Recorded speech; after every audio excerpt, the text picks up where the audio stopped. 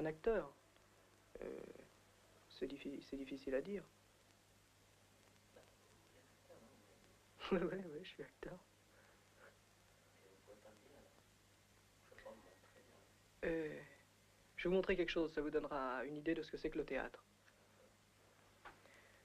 Les jeunes étudiants chinois avaient manifesté devant la tombe de Staline à Moscou. Et naturellement, les policiers russes leur avaient foutu sur la gueule et les avaient matraqués. Et le lendemain, en signe de protestation, les étudiants chinois s'étaient réunis à l'ambassade de Chine et avaient convoqué tous les journalistes de la presse occidentale. Des gens comme Life ou François ou comme ça. Et il y a un jeune chinois qui est arrivé, avec le visage entièrement recouvert de bandages et de pansements. Et il s'est mis à gueuler. « Regardez ce qu'ils m'ont fait! Regardez ce que j'ai! Regardez ce que j'ai! Regardez ce qu'ils m'ont fait, ces salauds de révisionnistes !» Alors tous ces moustiques de la presse occidentale se sont précipités autour de lui et ont commencé à le mitrailler avec leurs flashs pendant qu'il était en train d'enlever ses bandages. Et il s'attendait à voir son visage complètement lacéré ou couvert de sang ou plein de choses comme ça. Et lui, il enlevait ses bandages comme ça, tout doucement, pendant que les autres le photographiaient.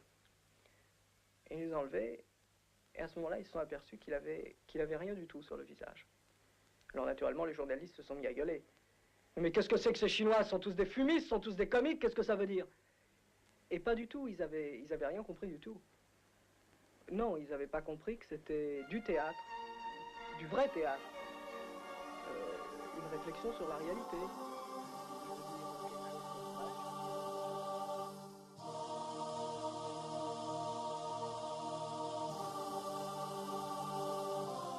A Black Liberation Cinematic Study Guide. To start this off, I wish to clarify the title. No, I'm not suggesting that the Black liberation struggle can be understood just by watching a bunch of films. Obviously, only constant study and investigation can bring one to really understand what it is like for my people. After all, as Mao said, and I am of course paraphrasing here, correct ideas do not fall from the sky, but instead come from social practice. That said, if one wishes to deepen their understanding about various aspects of the Black liberation struggle in their free time, and have fun doing it too, because these are not by any means boring films, then this study guide is a good list of movies to both enjoy and learn from. It is important to note that this list is composed only of movies I myself have seen. Because of this, there are sure to be fantastic films out there that are relevant to the subject of Black liberation that I have not seen, and therefore have not made it onto this list. It is important for readers of this list to also do their own search for other movies that may be of interest and can be learned from. With all that out of the way, on with the list. Part 1. Slavery, the Middle Passage, and Slave Rebellion. Slavery is a phenomenon that, obviously, occurred in the United States a long time ago. This fact is the reason behind the ability of the settler colonial mainstream social discourse to ignore and attempt to forget the pure barbarity and horrors of the genocidal crimes committed against Black people by our oppressors. These movies help both to illustrate the severity of these crimes, but also to depict some of the creative ways that Black people resisted slavery, this resistance being an embryonic form of a Black liberation struggle that continues to this day. Number 1. Amistad. Amistad is a movie that features the horrors of the transport of kidnapped African slaves across the Atlantic. In this film, which is based on a true story, both the genocidal nature of the transatlantic slave trade and the struggle against slavery through both legal, the court case, and illegal means, the initial revolt, are depicted. One could say that Sink, the protagonist of this film, was part of the very beginning of the Black liberation struggle, as the slave revolt he led, which is depicted in this film, was one of the early examples of Black people rising up in struggle against oppression. Number 2. 12 Years a Slave. This film also depicts the brutality of slavery very well, but the most important aspect of the film is its focus on the unfairness of the fugitive slave laws, which ultimately served only as a method by which more Black people could be roped into the hardship of slavery. In many ways, this film shows that laws in bourgeois capitalist society do not exist to protect anyone, but are in fact in place only to satisfy the twisted desires of the exploiter class. Number 3. Roots. Roots is a very important miniseries to watch if one wants to understand slavery in full. Roots may just be the most important of these 3 films. Like Amistad and 12 Years a Slave, Roots depicts the horrors of the Middle Passage, resistance to slavery, and the brutality of slavery itself, but it also manages to add certain elements that make it unique. Because Roots depicts the life of Kunta Kinte up until his capture by white slavers, it illustrates the complex culture of the Africans prior to their transfer to the United States.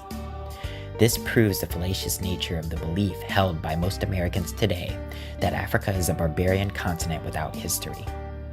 Roots also depicts aspects of Reconstruction and shows how white terrorism paved the way for the restoration of legally sanctioned white supremacy at the end of the Civil War. Part 2. Civil Rights, Socialism, Black Power, and the Rise of Black Nationalism. The rise of Black nationalist leaders in the Black Power movement was a significant leap forward in the movement for Black liberation. One of the most important aspects of this new revolutionary sentiment is the fact that many of the organizations that played a significant part within the movement adopted Marxist-Leninist worldviews that allowed Black revolutionaries to understand racism, national, and economic oppression in a scientific manner, and showed them that only socialism could guarantee the freedom of the Black masses from the shackles of white supremacist capitalism imperialism. In the curriculum related to the Black Power movement taught in American schools today, the fact that many of these Black radicals were empowered by communist theory is largely ignored. This is part of the white supremacist bourgeoisie's attempts to co-opt the legacies of iconic Black leaders and render them toothless by erasing their dangerous, to the ruling class of course, views from history. In this way, Lenin's quote about such revolutionary heroes rings true. During the lifetime of great revolutionaries, the oppressing classes constantly hounded them, received their theories with the most savage malice, the most furious hatred, and the most unscrupulous campaigns of lies and slander. After their death, attempts are made to convert them into harmless icons, to canonize them, so to say. Number 1. Malcolm X. This biopic depicts the life of one of the greatest influences on the Black nationalist movement there ever was, Malcolm X. The white supremacist mainstream discourse often tries to paint Malcolm as a reverse racist who called for senseless violence, but this movie allows viewers to understand his ideology in a more realistic light and shows the legitimacy of his cause for self-defense and Black separatism. This movie also implies that the United States government may have been involved in Malcolm's assassination, something that evidence suggests may very well be true. Number 2. The Black Power Mixtape, 1967 through 1975. In this collection of footage from the period written in the movie's title, the views and aims of various Black revolutionaries are depicted clearly and in their own words. This collection is a fantastic representation of the entirety of that period, featuring all sorts of Black revolutionaries, including Stokely Carmichael, George Jackson, and Angela Davis. Number 3. The Black Panthers, Vanguard of the Revolution. The Black Panthers, like Malcolm X, are often erroneously equated to white supremacists. They are often labeled the Black Ku Klux Klan or violent terrorists by those who wish to perpetuate the white supremacist bourgeois narrative regarding the BPP. This movie shows the real Black Panther Party and honestly depicts their Serve the People programs and internationalist, anti-imperialist ties, ultimately proving that the Black Panther Party was actually a Marxist-Leninist party that fought for the liberation of Black people and against all forms of racism. This film also explains the various methods employed by the white supremacist United States government to destroy and discredit the Panthers because they threatened the racist, capitalist, and imperialist status quo. Part 3. Black Poverty, Crime, and Life in, quote-unquote, the Ghetto. It is easy for racism to persist when people outside of impoverished, predominantly Black areas look inside. All such people see is violence and death, which to them confirms the racist view that Blacks are inherently barbaric, which was the same view that justified our kidnapping from Africa and subsequent enslavement. The reality of the situation is very different from the warped viewpoint of white supremacists, however.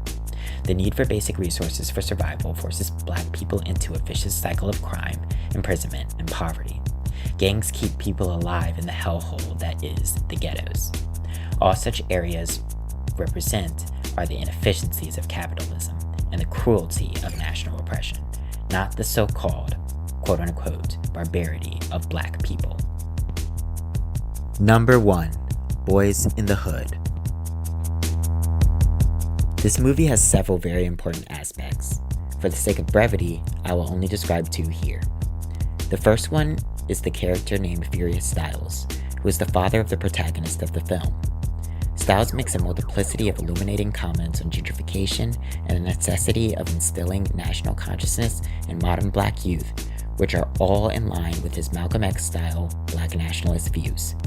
The second important aspect of the film is the emphasis on the apparent ignorance of the rest of the American populace of the horrible conditions that exist in the hood. The now famous quote by Ice Cube, "Either they don't know, don't show, or don't care about what's going on in the hood," originates from this film. Number 2. Snow on the Bluff.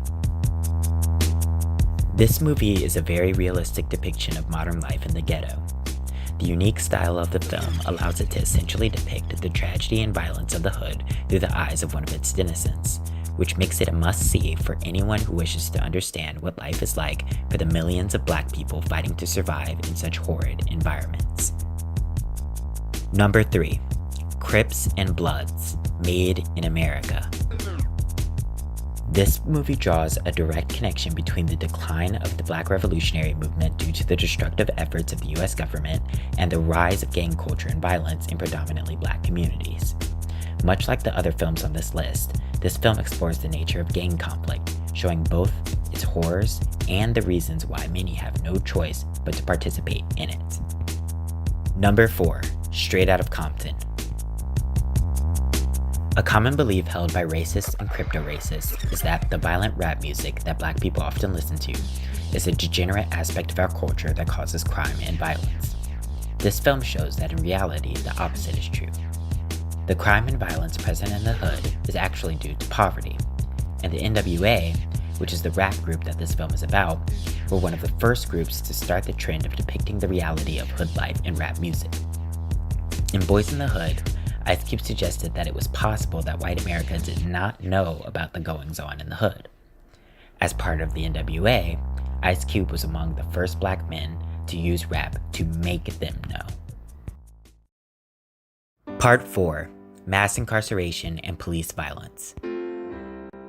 Mass incarceration and police violence are the 2 largest manifestations of the national oppression of Black people in the United States today. Because of this, these 2 phenomena are the most discussed in mainstream political discourse, and the films below help illustrate just why that is. The most important takeaway from these films is that neither the police or the prison system exists to help Black people. Instead, they exist to oppress, injure, and re-enslave Black people in order to prevent us from ever achieving true liberation. Number 1. 13th. The main point of this documentary is the assertion that the prison system has replaced the enslavement of Black people because the titular 13th Amendment completely allows for the virtual enslavement of prisoners. This movie does a fantastic job depicting capitalism's role in promoting the imprisonment and pseudo-enslavement of Black people by explaining various corporations' roles in ensuring that mass incarceration persists. Number 2. Fruitvale Station. Fruitvale Station is simply the story of a Black man who, while going about his normal life and doing normal things, has his life ended quickly and unexpectedly by the police. This film is a stellar depiction of the following harsh reality faced by Black people in the United States. We can be executed by any police officer at any time for no reason other than the fact that we are Black. Number 3. 15 to Life, Kenneth's Story. This documentary explains the cruelty of the US judicial system when dealing with Black youth who commit crime. There is no sympathy for Black youth in the prison system, and this film shows that through its depiction of the story of a 15-year-old Black boy sentenced to life in prison, simply for a robbery. Part 5. the Black LGBTQ+ movement. Among white people, the LGBTQ+ movement has made great progress by leaps and bounds, but even among many quote-unquote progressive black people, LGBTQ+ people are pariahs. This is what makes it so important for LGBTQ+ black people to have our stories illustrated in a way that will make our struggle understandable. The movies below attempt to do just that. Number 1. Moonlight. The central conflict in this movie is the contradiction between the main character, who is a gay individual, and the masculine gender roles to which black males are expected to conform. The inner turmoil experienced by the protagonist due to this internal struggle is beautifully illustrated by this film. Number 2. Pariah. The Christian church plays a large stabilizing role in the black community, which is beneficial to us, but it also forces repressive mores and restrictions stemming from biblical dogma onto black individuals, which hurts our communities.